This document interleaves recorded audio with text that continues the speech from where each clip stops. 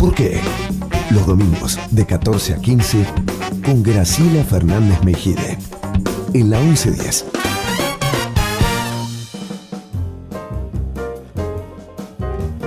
Bueno, agradecerle a Nicolás Reynoso.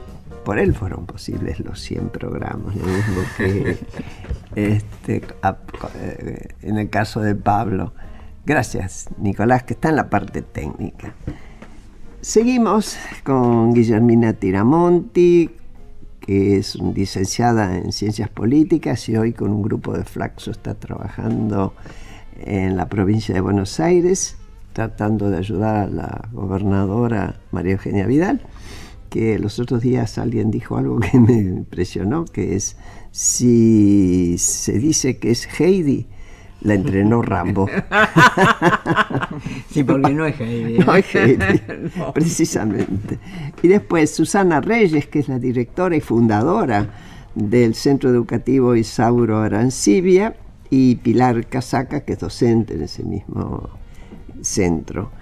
Sí, Susana, vos querías lo que decía algo. Guillermina recién, la importancia de la reflexión sobre la propia práctica, ¿no? Algo que también nos enseñaba Freire, ¿no? Paulo Freire, que eso es fundamental. Creo que todas las escuelas deberían tener ese espacio, ¿no? Un día de la semana que se junten, no sé, las horas especiales para que los estudiantes estén haciendo algo y los maestros puedan reunirse a reflexionar sobre lo que hicieron, la dirección. Eso creo que es una formación fundamental, ¿no?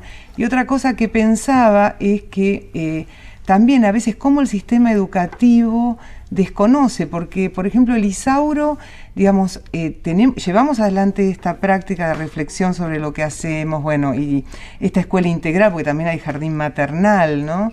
O sea, una escuela que está justamente a la medida de ese sujeto pedagógico que llega con sus necesidades, ¿no? Vienen los chicos, las chicas con sus hijos, tienen un lugar para que estén mientras ellos... Además chicos y chicas muy jóvenes. Muy jóvenes, y además, por ejemplo, estos papás, que son muy jóvenes, no han ido nunca al jardín, por ejemplo.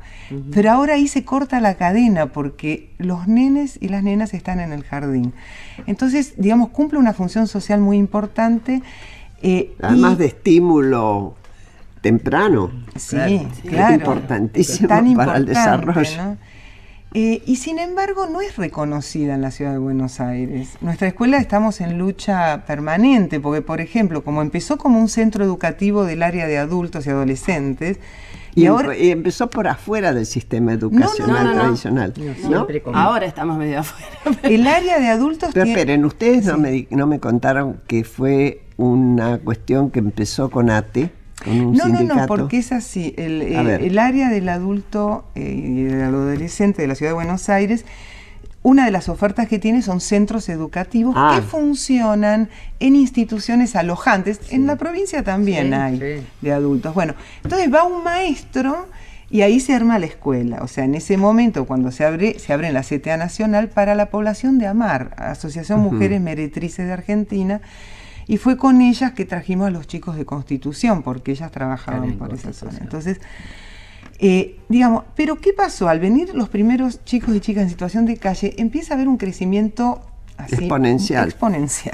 Y entonces mandan más maestros, el centro se empieza a desdoblar, y nosotros, en vez de hacer centros satélites desconectados, hicimos todo uno. En realidad, todos surgieron del Isauro Arancibia, ¿no? Entonces, ahora es una escuela, digamos, porque después presentamos un proyecto de hacer escuela de jornada extendida para jóvenes, porque en realidad ese proyecto de centro educativo de 2 horas era para un adulto trabajador que ya no existe, que tenía poco tiempo para estudiar. Entonces, en realidad los que venían eran chicos que eran totalmente desescolarizados, que nunca, o sea, nada que ver. Entonces necesitaban estar más tiempo en la escuela y era lo que ellos pedían. Se presenta ese proyecto y se implementa. O sea que hay 2 turnos con contraturnos. Entonces, bueno, o sea que ahora lo que necesitamos es la legalidad de porque ya dejó de ser hay 40 trabajadores en el Isauro, hay 300 chicos y chicas, hay secundario, hay jardín maternal. Grado de nivelación. Hay un grado común, que es un grado de nivelación que lo pedimos de otra escuela, porque en los grupos de calle había chicos menores de 14 que no entraban en la escuela de adultos por la edad. Entonces pedimos un grado de una escuela primaria común que funciona en el Isauro para que vengan todos juntos. Eso que es tan importante, digamos, que es un formato escolar nuevo que no existe. Y te voy a interrumpir, esta cosa de la discusión permanente entre docentes también se da porque trabajamos en pareja pedagógica, cosa que no estamos reconocidos. Es más, nos han rechazado certificados de terminación del ciclo porque estaban firmados por los dos maestros que cumplíamos funciones delante del grado.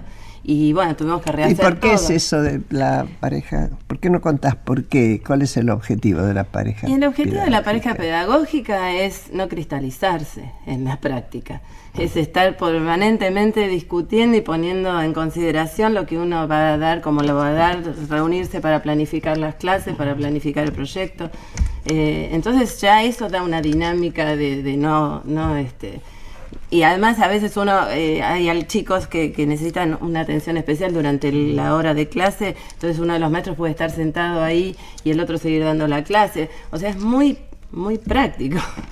Es muy resulta muy bien esa. ¿Cómo lo ves? Bueno, lo que pasa es que todo el sistema educativo ha sido un sistema y su burocracia, por eso ahora la burocracia resulta ser más un obstáculo que un facilitador, está pensado para una escuela homogénea y está pensado para homogeneizar el espacio escolar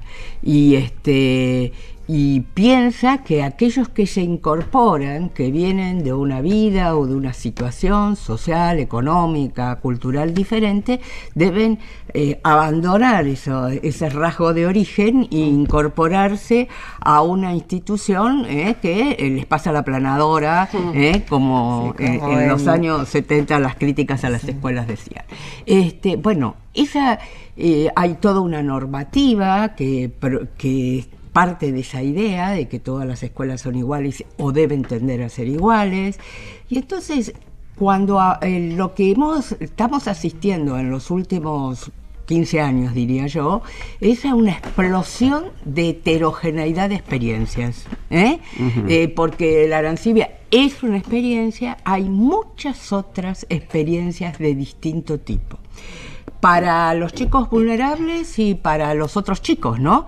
Y bueno, la burocracia no se resiste a la excepción y cada vez más porque resulta que todo el campo se le constituye como excepción al modelo. Y por eso tiene esa dificultad, por ejemplo, encontramos muchas experiencias diferentes, pero una dificultad muy grande de parte justamente de las burocracias de sistematizar esas experiencias, de valorarlas y evaluarlas, ver qué de aquello puede ser pensado para otros, qué enseñanzas obtenemos de eso, porque el esfuerzo es meterlos en un molde único. Y bueno, está toda la cosa del hábito, ¿no? El hábito de cómo debe ser una escuela, el hábito de cómo se debe enseñar, el hábito de cómo se aprende. Es muy impresionante cómo también los chicos se resisten a un cambio en los procesos de enseñanza-aprendizaje a veces. Y si son los chicos de los posgrados, por ejemplo, que ya son grandes, peor todavía. Vos llegás y les propones una cosa diferente y dicen, bueno, no, pero ¿por qué no da un teórico?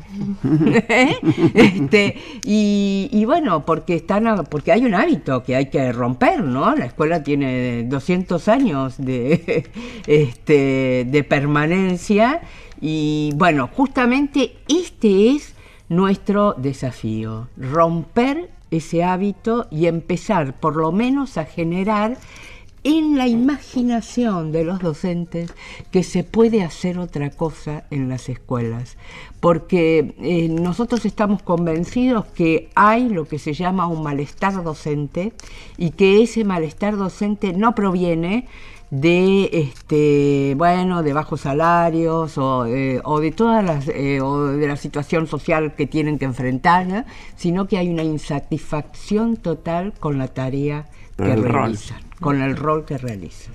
Fíjate vos que en la historia de la educación, claro, nos juntamos 4 docentes. Pablo, vos estás fuera del tarro. Yo las he sufrido durante toda primaria, universidad, secundaria. Ha habido Montessori, Pestalozzi, sí, Paulo Freire, ha habido tantos innovadores y en algunos momentos yo me he beneficiado de esas modificaciones en mi carrera docente porque estuve en una escuela donde el método Montessori me enseñó a enseñar. A mí se me nota, ¿viste? Yo tengo la marca en el orillo, hasta cuando hablo de política, pero me enseñaron. Había puras maestras que se habían formado con Rosario Vera Peñalosa, etcétera, y que realmente nos desafiaban todo el tiempo. Otras no, otras tradicionales, no es que era el paraíso de la libertad. Había una jefa de celadores que nos medía el largo del delantal. ¿Qué vas a hacer? Pero, sin embargo, fue estimulante. Ahora, yo lo que siento es que justamente en la explosión esta de ingreso en la currícula, que se dio después, yo salía de la secundaria, yo salí en el 48, la escuela, en lugar de ampliar la capacidad de mirada, se estancó. Se cerró. Se cerró y se cerró. Y se puso más para atrás, ni que hablar de la universidad, que bueno, no es de nuestra incumbencia en este momento, que yo creo que hoy por hoy es muy elitista, pero no por el conocimiento, es elitista porque la gente con menos recursos tiene difícil acceso, muy difícil acceso al resultado final. Bueno, sigamos hablando de lo nuestro, que no es la universidad. Graciela, yo tengo una pregunta y se la traslado a las tres. ¿Cómo focalizar en lo estrictamente académico en la escuela, sobre todo en una escuela que en muchos casos tiene que cumplir muchas funciones, que no es solamente lo pedagógico? En muchos casos tiene que dar de comer, tiene que dirimir conflictos, en muchos casos docentes y personal, digamos, de las escuelas que sufren violencia de parte de padres. ¿Cómo se hace para enfocar solamente en lo pedagógico, en lo académico? No, parece que no, que ninguna de las tres te va a decir que sí. Claro, ¿cómo hacer? O cómo hacer, desde esa realidad. Bueno, justamente ahí hay un tema fuerte, ¿no? Primero que la escuela, tal cual hoy se presenta con la propuesta pedagógica que se presenta, encuentra que el espacio para el aprendizaje es diferente del espacio de la atención social de los chicos. Y entonces uno invade al otro. Y lo que tenés... ¿Un chico o un espacio? Un espacio invade al otro. Una función invade a la otra. Lo que tenés es una tendencia generalizada del sistema educativo a ocupar más un espacio que tiene que ver con lo social que tiene que ver con la propuesta pedagógica. Pero esto se debe a que la propuesta pedagógica es inadecuada. Y por suerte estamos en un momento del desarrollo cultural, del desarrollo tecnológico, que permite repensar la propuesta pedagógica para que aquello, por ejemplo, que son las situaciones habituales que transitan los chicos de cualquier sector social, se constituya en material de aprendizaje. La propuesta de trabajar por proyectos significativos para los chicos, trabajarlo por supuesto con el aporte de los especialistas, de manera tal que el chico no solo aborde la problemática tal cual se ve, sino que pueda profundizar en ella y utilizar conceptos de las distintas disciplinas para analizarlas, hace que esta disparidad entre un espacio y otro desaparezca. aparezca. Cuando vos no tenés un docente dando clase, sino un chico investigando un proyecto elaborado para esto, solucionás muchos problemas. Uno es la distancia entre la realidad del chico y la propuesta de enseñanza. Y otra es algo que señalabas vos, que es, por ejemplo, el profesor, la pareja pedagógica. Los proyectos permiten la coexistencia en un mismo espacio de distintos docentes, de distintas disciplinas, permiten la coexistencia en el mismo espacio de chicos con distintas posibilidades de avance, digamos, en la propuesta, y el auxilio permanente del docente para apoyar al que tiene más problemas y darle más autonomía al que va solo. Entonces, por eso la propuesta escolar atrasa tanto. Sí, incluso el apoyo entre mismos chicos, el que está un poco más avanzado, que se acerca al que lo ve un poco más atrasado y lo ayuda, y eso es maravilloso. Había un viejo método en Lancaster. Efectivamente. Donde el que más sabía ayudaba al que menos sabía dentro de la clase, ¿no? Pero te estoy hablando de vejestudes. No, de vejestudes que vuelven a ponerse actualizarse. El año pasado nosotros hicimos unas jornadas de diálogo con distintos actores, entre ellos los chicos de la escuela secundaria, porque era sobre escuela secundaria. Y lo que decían los chicos de todos los sectores socioculturales y económicos, de interior del país y de Buenos Aires, aprendemos más con los otros chicos, aprendemos más cuando nos explican, tenemos una dificultad y el que entendió nos explica. Entonces no es que eso quedó allá en la historia. Ahora fíjate vos que cuando a mí uno de mis nietos me explica cómo funciona el teléfono, yo no lo entiendo.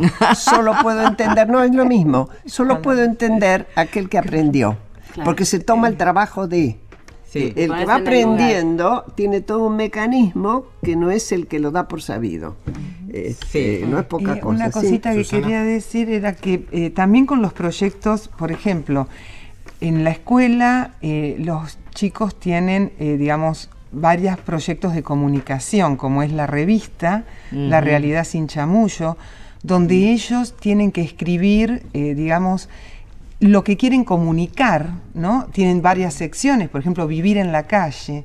Entonces ellos explican cada día, buen día, entonces ponen todo lo que pasa cuando se levantan, se largó a llover, es otro número, también contaban lo que pasa cuando se larga a llover. Después hacen metáforas, escriben leyendas, donde siempre terminan siendo metáforas de su propia vida. Por ejemplo, en este último número hicieron la leyenda del hombre invisible.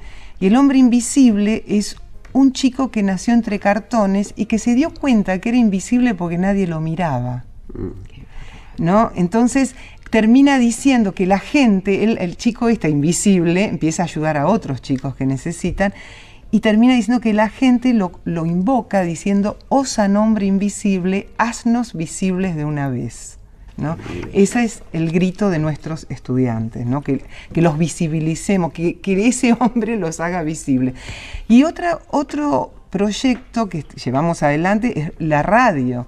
Los chicos tienen un programa de radio en Radio La Voz, y ellos también tienen que preparar el programa, hablar y comunicar. ¿Qué aprendizaje mayor de la lengua es ese? O sea, escribir una revista, hablar en una radio. O sea, ahí es, más allá de, sentarse, no digo que esté de más todo lo demás, pero es necesario, pero para poder escribir también es necesaria la gramática, pero para poder escribir esto que yo quiero decir. Una cosa son las herramientas que se aportan al proyecto y otra cuestión es cómo se las utiliza. Exactamente, dentro del proyecto, por eso. ¿no? Bueno, pero además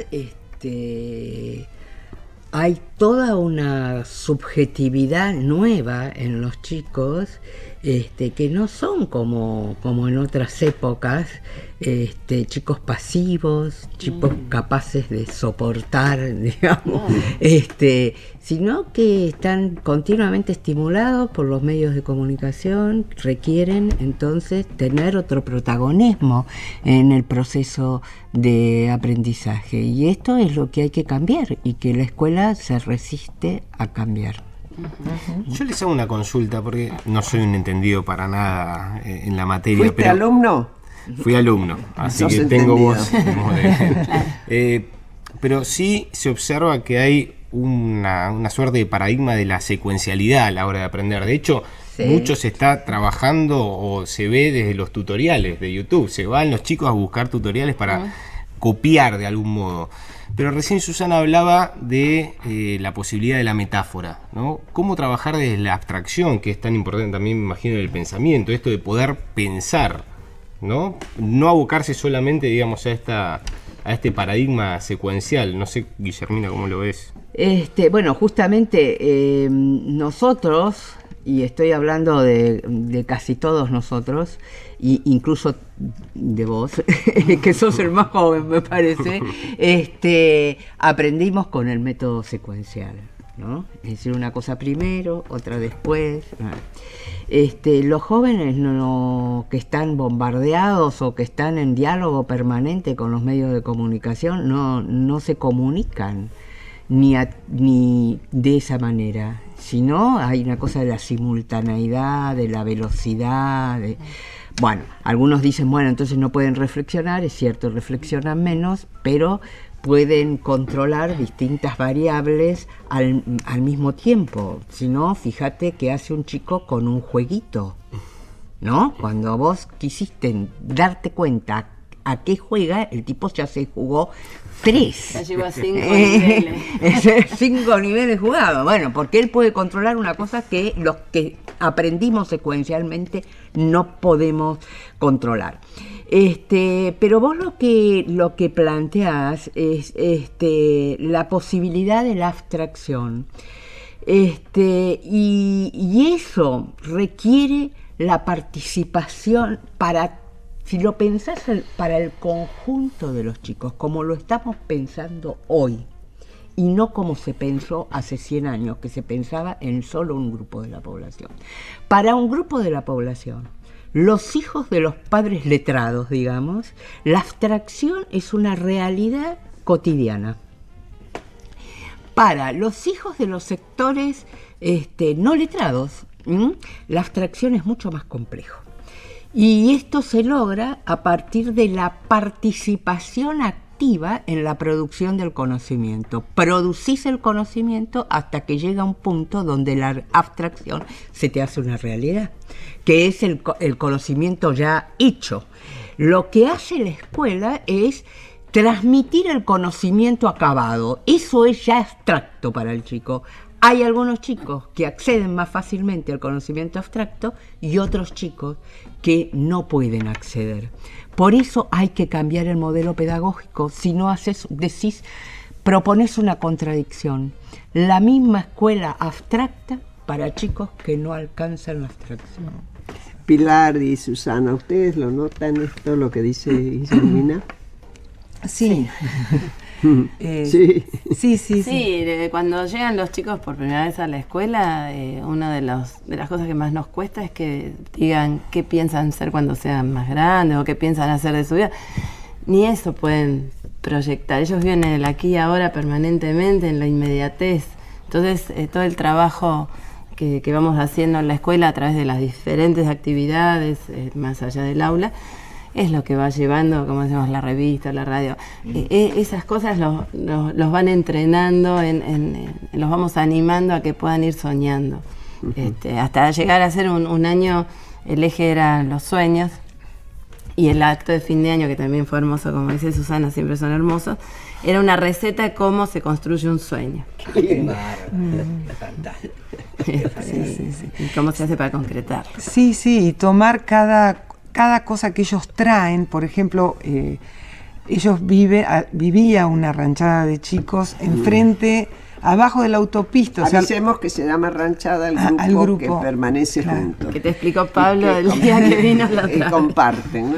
Claro. Sí, pues yo tenía otra visión de la ranchada que tenía que ver con la cárcel, pero bueno, No, esto es, ellos viven juntos. Sí. Y viven ahí abajo de la autopista, en diagonal a la escuela, y enfrente del ex centro clandestino de detención Club Atlético.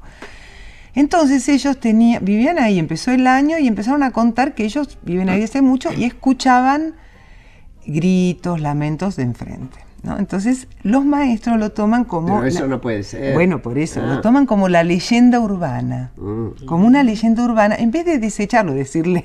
digamos, estás loco, escuchás voces. No, es como que se lo toma y dice, bueno... ¿Qué son las leyendas urbanas que ellos tanto conocen de La Llorona, la dama de no sé qué? El bombero, ellos mucho, sí. Entonces ellos escriben una leyenda sobre eso, sobre lo que ellos escuchan y terminan diciendo varias cosas lindas que están escritas en la pared, en la ochava del lado de afuera de la escuela. O sea que toda la gente que pasa por ahí la puede leer. Y en esa leyenda ellos tanta vuelta le dan. Lo que pasó por ser una cosa así de fantasía, muchos decían que por ahí le sacaban los destapaban. Y yo le decía, bueno, pero porque son juguetones o porque no, toda esa gente que primero ubicarlos en tiempo, ¿no? Y lo que pasó, y qué significa ese lugar, y quiénes eran los que quedaron ahí, ¿no? Y después ellos escribieron esa leyenda diciendo que en realidad esos lamentos que ellos escuchaban era porque los veían, los desaparecidos, la gente que luchó en los años 70, los veían a ellos durmiendo en la calle. Mirá vos. O sea, eso. Entonces ellos le pueden dar una vuelta.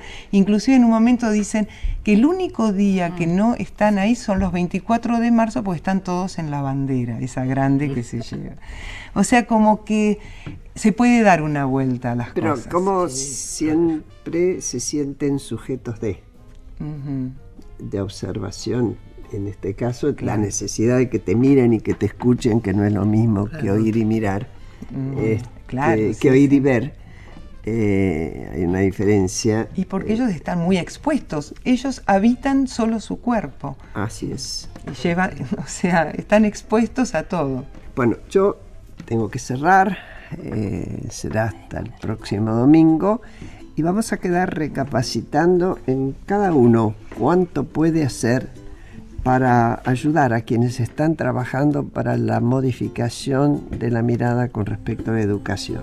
Es urgente, esto tendría que haber sido ayer, algunos lo están haciendo desde ayer, pero muchos hoy todavía ponen freno a un presente que nos lo va a reclamar por muchas razones, por estados de necesidad extrema, como lo plantean Pilar y también Susana, también lo está planteando de alguna forma Guillermina, y aún aquellos que no tienen esa necesidad extrema y que siguen sin recibir herramientas suficientes para los desafíos que les esperan tan pronto ingresan en el mundo del trabajo y de la demanda. Los despido hasta el próximo domingo. Cada uno influencie donde puede con este tema. Muchas gracias. Sigan en la 1110 porque el programa que sigue vale la pena. Gracias Guillermina, gracias Susana, gracias Pilar.